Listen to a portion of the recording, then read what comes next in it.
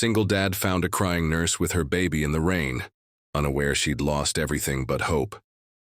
The rain was coming down hard that night, the kind that blurs your windshield and your thoughts. Daniel Hughes, a 38-year-old single dad and paramedic, had just finished his shift at the hospital.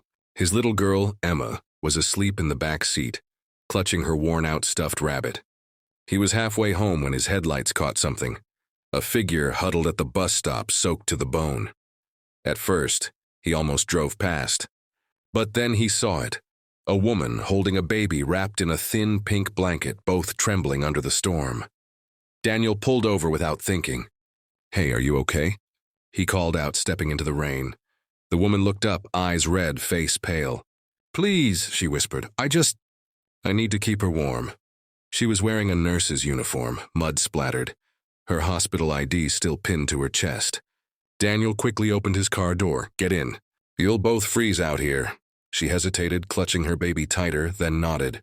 Inside the car's warmth, the baby began to cry softly.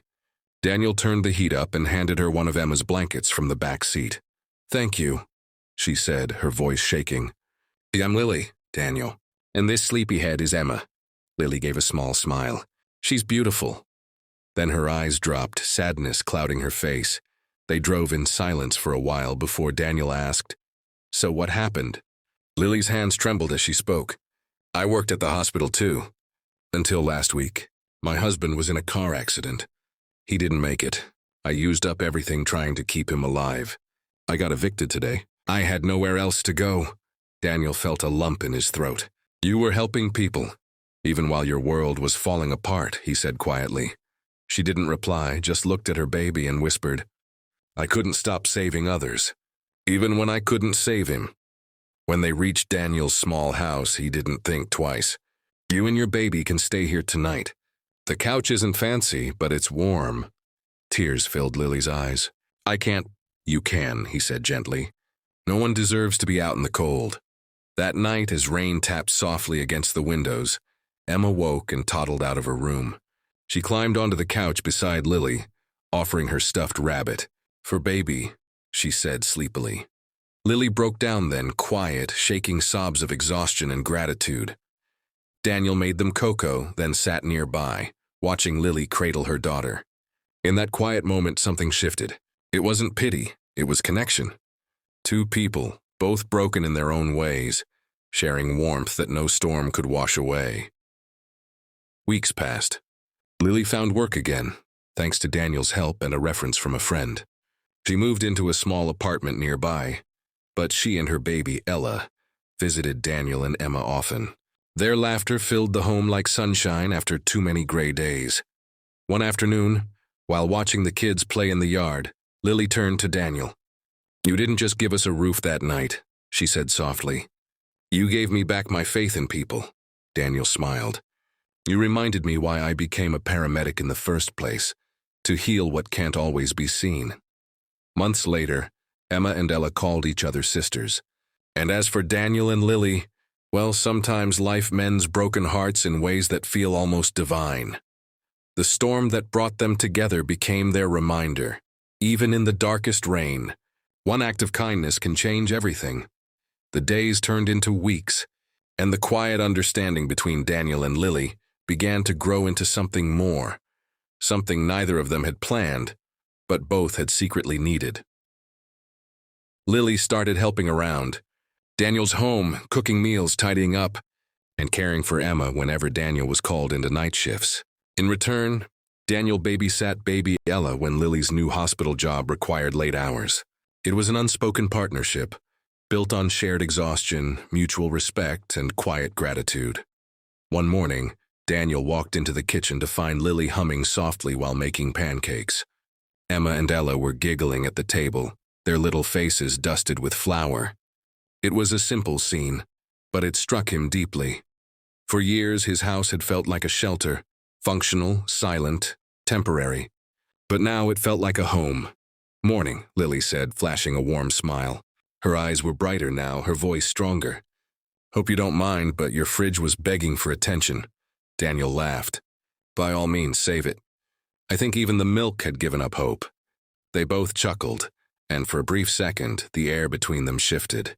Not romantic yet, but full of quiet understanding, the kind that builds over time, not sparks. That evening, the hospital called. A major accident had flooded the ER with patients. Daniel and Lily were both summoned, paramedic and nurse side by side again.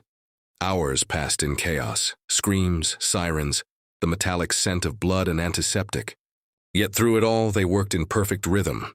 Lily stitching, Daniel stabilizing, both moving with instinct born of empathy, not just training.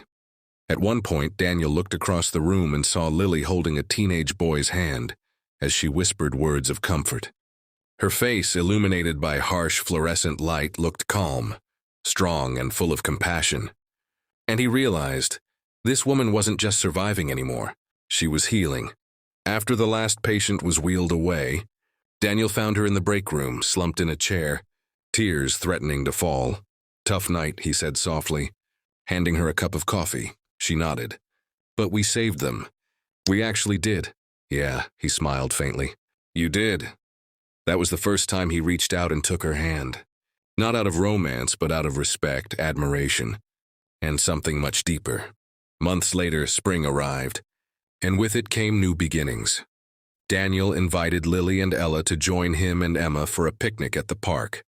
The sky was clear, the sun warm, and the girls chased each other through the grass, laughing so freely it almost didn't seem real that their lives had once been so hard. As Lily unpacked sandwiches, Daniel turned to her. "You know," he began, "when I found you that night, I thought I was just helping someone get through the rain." She looked up, eyes soft. "And you did. You helped me find the strength to stand again." He paused, then added quietly, "But the truth is, you helped me too. After my wife passed, I stopped believing in miracles. Then you and Ella showed up."